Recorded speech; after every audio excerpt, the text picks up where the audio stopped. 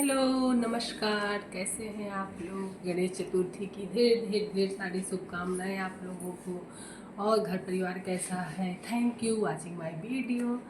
और उसके बाद कैसे हैं आप लोग? आज गणेश चतुर्थी है तो किसके किसके घर में गणेश जी की स्थापना हो रही। गणपत बप्पा मोरया, मंगल मूर्ति मोरया, गणपत बप्पा मोरया। खूब इंजॉय करिए। गणेश जी की बहुत बहुत शुभकामनाएं हैं। बहुत कुछ दिया है गणेश जी ने। जितना भी दिया है उसका धन्यवाद करिए। खूब खुश रहिए, खूब खुशियाँ बांटिए, एंजॉय करिए। भगवान का दिन चल रहा है। जो भी सोचेंगे, जैसा भी सोचेंगे, वो सब कुछ जीवन में होगा, बहुत खुशियों के साथ होगा। बस हर चीज़ में आपका भरोसा, आपका फेथ कितना है, ये बहुत इम्पोर्टेंट है। आप कोई भी चीज़ कितने भरोसे से कर रहे हैं। गाइस, मेरा बेसिकली यही होता है, पॉजिटिविटी, अफर्मेशन, मेडिटेशन, कृतज्ञता, इसी सब पे मेरा वीडियो रहता है। तो थैंक यू। उसके बाद आप ये सब 11 दिन खूब इंजॉय करिए। खूब गणपति बप्पा से जो सपने हों, जैसे आप लोग भविष्य देख रहे हो अपना, या प्रेजेंट जैसा देख रहे हैं, सब कुछ इंजॉय करिए। खूब उनसे भर भर के मांगिए, खूब उनकी भक्ति करिए, खूब खुश रहिए। बाकी कल हम लोगों की तीज से बहुत अच्छे से बीती। सबकी तीज कैसी रही, सब लोगों ने क्या क्या किया, कहाँ गए हैं? तो यहीं बगल, मेरे ससुराल के बगल मंदिर है, वहीं गए थे। बहुत अच्छा लगा। मतलब ये नहीं होता है, बहुत लोग तीज को मानते हैं कि सारे व्रत पति के लिए क्यों रहते हैं। ठीक है, लेकिन अच्छा लगता है ना, व्रत रहना बहुत मज़ा आता है। ऐसा कोई प्रॉब्लम नहीं होती, ज़बरदस्ती वाला कोई भाव नहीं रहता। शादी वादी के बाद ये भाव ही आ जाते हैं, अच्छा ही लगता है। और बाकी आप लोगों का कैसा चल रहा है?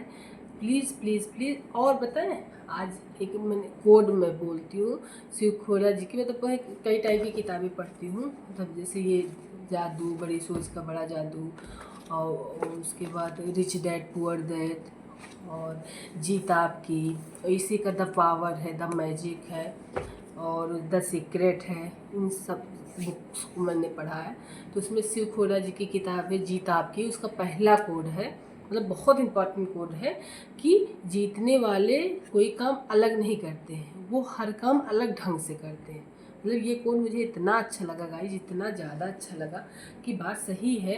कि ऐसा तो नहीं है कि उनके लिए कुछ भी अलग से आ जाएगा, अलग से 24 घंटे से ज़्यादा समय हो जाएगा, या जो व्यवस्थाएं सबके लिए हैं, मोबाइल है या कोचिंग है, जो भी अगर वैसे टाइप से पहले बिजनेस में सबके लिए वही समय है, सबको वही सब अपॉर्चुनिटियाँ मिल रही हैं। तो कैसे कुछ लोग कुछ ज़्यादा बहुत कुछ जीवन में कर लेते हैं, कुछ लोग नहीं कर पाते हैं। उनकी वो किताब की इतनी प्रतियाँ बिकी हैं, इतनी प्रतियाँ बिकी हैं कि उसकी कोई सीमा ही नहीं है। बहुत फेमस किताब है। अगर कोई किताब मतलब कुछ भी पढ़ता लिखता होगा, किताब में इंटरेस्ट होगा, तो शिव खोरा जी की जीताब की किताब सबको पता होगा। तो उसमें इतनी अच्छी लाइन है कि जीतने वाले कोई काम अलग नहीं करते, वो हर काम अलग ढंग से करते हैं। इसी 2 लाइन में बहुत कुछ मायने रखा है।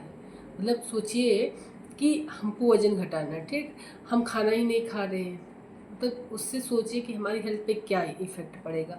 आज को अचानक कितना कितना वीडियो आता है कि खाना ना खाने से कितनी बीमारियां हो जाती है, कितना कुछ प्रॉब्लम हो जाता है। तो उसको अलग ढंग से करने का तरीका है। कि जैसे मेरी तो आदत है क्या, कि हम किसी ने बात करेंगे ना, ननद से बात करेंगे, बहन से बात करेंगे, माँ से बात करेंगे, भाई से बात करेंगे, पिता, किसी से बात करने के लिए आधा घंटा, 45 मिनट, 1 घंटा, 15 मिनट निकालेंगे। तो मेरी तो आदत है, अगर मैं कुछ नहीं कर पाई हूँ एक्सरसाइज में या कुछ भी टहल नहीं पाई हूँ, तो जब फ़ोन मिलाऊंगी सबसे पहले ऊपर चली जाऊँगी, फिर बात करती रहेंगी, टहलती रहूँगी।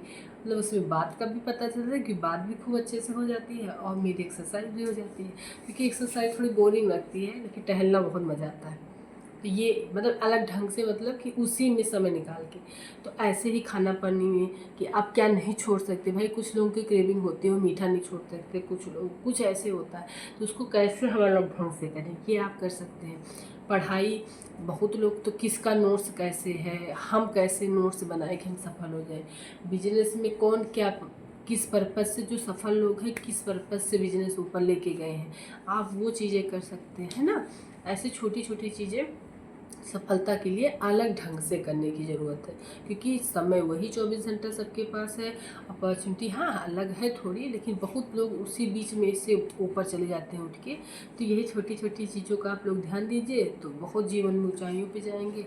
हर समय कृतज्ञ रहिए, हर समय जीवन एंजॉय करिए, खुश रहिए, अपने लिए समय निकालिए, दूसरों को भी समय दीजिए, हेल्थ पे ध्यान दीजिए, रिश्तों पे ध्यान दीजिए, पैसे पे ध्यान दीजिए, परिवार पे ध्यान दीजिए। 2-4 चीज़ें ऐसी हैं जीवन में जिसके बिना जीवन नहीं चल सकता, जिसके बिना इंसान खुश नहीं रह सकता। ठीक है, उसमें हेल्थ बहुत इंपॉर्टेंट है, उसमें रिश्ते बहुत इंपॉर्टेंट है, प्यार बहुत इंपॉर्टेंट है, पैसा बहुत इंपॉर्टेंट है, हेल्थ बहुत मतलब वही 4-5 चीज़ें बहुत ज़्यादा इंपॉर्टेंट है। तो हर चीज़ को अपनी मुट्ठी में कोशिश करिए भर के लेके चलिए, खूब खुश रहिए, खूब खुशियाँ बटाइए, और हर बात पे शुक्रिया, कृतज्ञता, धन्यवाद, ग्रेटिट्यूड ऑलवेज हर चीज़ में रहिए। हाँ ठीक है कि समय परिस्थितियाँ दूसरी तरह रहती है तो कहने की बात है, तकलीफ होती है, लेकिन हम कह रहे हैं कि एक पार्ट में दुख है तो किसी पार्ट में सुख होगा, जिस पार्ट में है उसमें भर भर के शुक्रिया भर के ग्रेटिट्यूड करिए, जीवन को खूब इंजॉय करिए, खूब ऊँचाइयों पे सब लोग खुश रहें। और ये मान के चलिए कि अगर हमारे आसपास के सब लोग खुश रहेंगे तो हम और खुश होंगे। अगर हमारे आसपास के सारे लोग सफल हैं गाइस तो सफलता पाने में बहुत क्यों ऐसा होता है, डॉक्टर के परिवार के सारे लोग डॉक्टर, अधिकारी के परिवार के सारे लोग अधिकारी, टीचर के परिवार के सारे लोग टीचर, बिजनेसमैन के सारे बिजनेसमैन, खिलाड़ी के सारे लोग खिलाड़ी, लगभग 90% ऐसा क्यों होता है? ऐसा तो है नहीं कि उनके लिए परीक्षाएं बहुत आसान होती है, उनके लिए बिजनेस करना बहुत आसान होता है।